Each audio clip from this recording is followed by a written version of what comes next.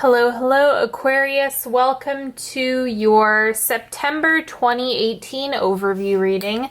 This is going to be good for you if you're a Sun, Moon, or Rising Aquarius. And as I'm pulling these oracle cards for you, go ahead and set your intention for what you would like to get out of the reading today.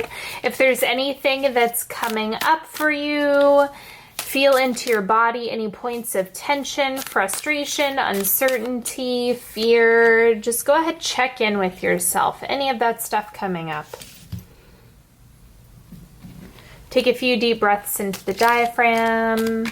Move your shoulders around. Just get grounded. And then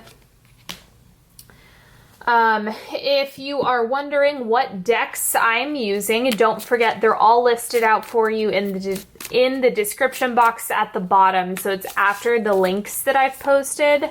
And if you want to work with me one-on-one, the links are all in the description box as well. Okay, so let's go ahead and dig right into this. First thing, admit to what you feel greedy about. It will point to your most tender desire. I like this because what it's saying is that whatever you are having like that, how do I put this? Your pain points to an unmet need, and the greed aspect is what's going to outline the lack. And once you feel into the contours of the lack, you can identify how to repair it for yourself. Okay, now the word of the month for you is integrity. Show consistency in your values and behaviors. A fall is inevitable sometimes. Land softly. Seek your own integration.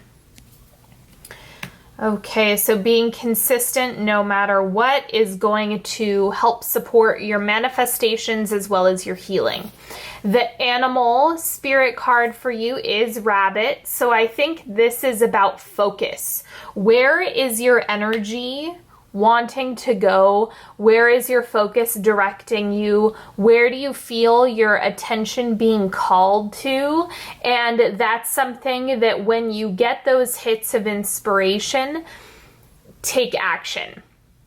Because that's kind of what I think about rabbits as being is they kind of are, they act quickly.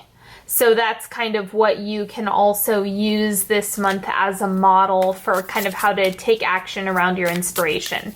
And I am pulling a love and relationship card for you from the Affirmators deck. And this applies no matter whether or not you're in a relationship, if you're in partnership, if that's something you're looking for or not. This is just around the connections that you have. We have resilience. Sticks and stones may break my bones, and unkind words can somehow drain every bit of joy and color from my once rosy life, but nothing can ever permanently damage the real me. I love myself, I cherish myself, and I vow to remember that I'm always camped out in the depths of myself, even when I don't feel like very much of myself.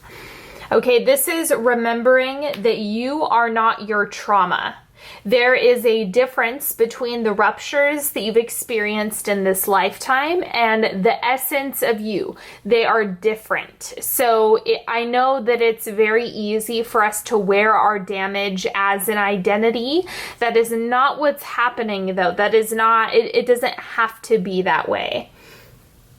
Okay, so if you have been following me for a while, this is the Maslow's hierarchy of needs spread, and it starts off with material resources, immaterial resources, time, money, food, water, shelter, and then we work our way up to self-actualization. Okay, first thing coming up for resources is the High Priestess. Do not underestimate the power of manifestation this month. Intention is going to carry you really, really far. As we all know, manifesting money is not just about thinking about it, it's also about the belief system that's attached to it, what you're doing to manifest it, the actions that you're taking, and all of that other stuff that goes along with it. So it's not a one-dimensional experience. It's something that takes time, and it's also something that your intuition and manifestations are going to amplify. Then we also have the Hierophant, setting boundaries with yourself. This is going to be a good time to implement a budget, start to figure out what your limitations are and restrictions are around money. Let yourself be really firm around what your boundaries are with your resources, including your time and your energy. We also have the Ten of Feathers, letting go of something. Maybe it's a perfect picture. Maybe it's something that you wanted or were envisioning or thought was the best thing for you that might be going away. That might be something that you have to let go of because there's something better that's on the way in terms of resources or whatever means you get your resources through. So be open with this. I'll pull a clarifier for that in a moment. And then I also have the Lovers. This is about decision making, and your resources are going to come from how you make decisions and what your process is with all of that. So don't forget that each micro decision is going to, or it has the ability to help your manifestations. Now I'm pulling the clarifier for the Ten of Feathers. Four of Arrows, take a break. It might be that you're overexerting yourself and that's causing some resistance. But it also might just be take a step back from like wanting to go all out this month. Like just rest, pause. It doesn't mean throwing it away entirely. It doesn't mean, scrapping everything. It's just like take a break first before you do anything major. Now, this is the area of relationships, romantic, platonic, familial, communal relationships. First thing we have is the Queen of Shells. This has been coming up quite a bit. Remember that your ability to be in relationships is directly affected by how well you take care of yourself. So the more you are able to meet your own needs independently and to advocate for your needs inside your relationships, the better they are going to be, the more they have the ability to thrive. We also have the Two of Feathers, not really seeing what's coming next, not knowing for certain what it is that's on the way to you or what's coming up or what the next lesson is. It's just all of that uncertainty. So you want to shift your focus more towards how you're taking care of yourself, identifying your needs, and advocating for yourself in all varieties of relationships. And then we also have the Nine of Rocks. Enjoy what you have right now. In the relationships that you do have, you've spent enough time, energy, and poured enough love and care into the relationships where you can kind of take a break and enjoy what you have going on. Let yourself do that. Then up here, this is career, ambition, success, all of that good stuff, kind of like what you're after. First thing, King of Rocks, King of Pentacles. So the stability is there. I think you're working towards your, how do I put this? What you are doing right now is contributing to the foundation of what you have in your long-term vision and your long-term goals. So the actions now matter for later. The decisions now matter for later. The boundaries now matter for later.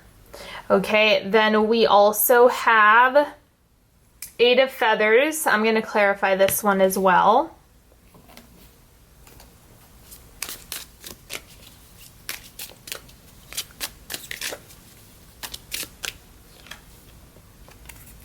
Seven of Arrows, so kind of leaving the feelings of being trapped or confined or things not working out the way you want them to, perfect pictures, as well as feeling stuck, I don't think that's actually what's happening, because the Seven of Arrows is like, well, you can kind of set that aside because you're doing a lot more than you're giving yourself credit for. So I would just recommend that you let yourself kind of set that aside temporarily. Okay, and then that's, not temporarily, but while you're building all of this and taking action, you want to set that aside and just give yourself a little bit of credit so that you can kind of keep building momentum. And then here we have self-actualization. So this is more idyllic. We have Knight of Torches. I think this has to do with like your creative ambitions, your creative projects, the things that you're kind of like, yeah, I'll get to it. I'm not there quite yet. I'm working on it. It's all about starting somewhere, and I think you can do that this month. You just want to give it energy when you can. Okay. So now shifting into the timeline, as you guys know, we start with the first quarter, week-ish of September, second, third, and fourth quarter. So that is where you will end up at the end of the month. First thing coming through for Aquarius is the Knight of Shells, charm and passion. This is about leading with emotion in the sense that you can kind of let that guide what it is that you need to do for yourself. Okay, so paying attention to what's happening in your body and your emotions is what's going to help you problem solve, make decisions, and feel into the alignment that you are requiring. And second quarter, we have 10 of Acorns, responsibility, dedication. This is also the overwhelm card. So watching how much you're taking on, really paying attention to overexerting yourself. Always make sure that you are not overcommitting. And being realistic with your time, being realistic with your energy. Just take a step back and evaluate when necessary. Third quarter, we have the World, fulfillment, celebration. This is also when things are really starting to come together. I think you're seeing things get cleared up, is how I would describe it. Like things are really being resolved for you in a lot of ways. So that's, I can't tell you in what area of your life that's going to be. It's kind of about where your focus is, right? It could be when it comes to resources, it could be about self-care, it could be about career stuff, it could be about the creative project. So for you, as you're watching this video, that's when you want to pay attention to what does your gut say? What does your intuition say about what's coming up here? Because this is a general reading, right? So it's going to read a little bit different for everybody. And what you take away from this reading is not what somebody else is going to take away from it. So notice whatever it is, when I'm saying completion and resolution and clarity, what are you feeling in your body? And that's the information that's coming through for you. Now, fourth quarter, where you're ending up at the end of September, the Two of Crystals, balance and adaptability. Noticing the types of decisions that you're going to be making at that point in time. So maybe you are changing the way you're doing things, or the way you're prioritizing and making decisions is kind of going to be a different process for you this time around. And then I just think this is kind of opening the doorway for you to level up. So that's what the Two of Crystals is setting you up for. All right, now there's a 3-card pick, so you're welcome to pick a card that works for you. Notice if you have any questions coming up, if you want a solution or an answer, just pay attention. Card number 1, 8 of Pentacles. The answer is your effort. Your effort. Where is your energy going? Is there too much of it going somewhere, too little of it going in other places? Is the amount of energy you're giving right now contributing to what you want long term, or is it contributing to the avoidance of pain, the avoidance of discomfort, the avoidance of fear? Notice where your energy is being allocated and if that's aligned with you. Card number 2, the Chariot, forward movement. So this is all about the steps that you're taking are getting you closer and closer to your ambitions. This is a really positive omen to have showing up, because it's saying even if you feel stuck, even if you feel confined, things are moving more than you realize. And when you're in the moment, you're not going to be able to recognize how far you've come. You actually have to wait a little bit of time and then reflect and say, oh wow, that happened a lot faster than I was expecting. So don't trust your own perception of where you're at and your own evaluation, because where you are now is not going to be the same place you are in 6 months. At least I hope.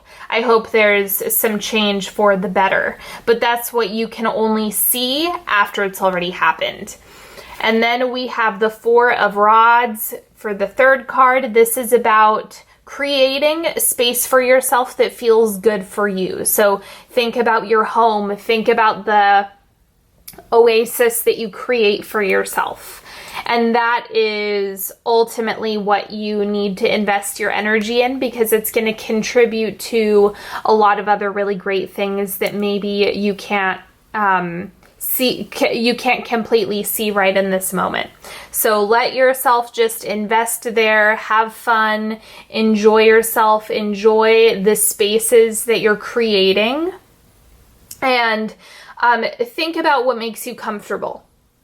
Think about what it is that makes you feel at home and how you can get more of that for yourself.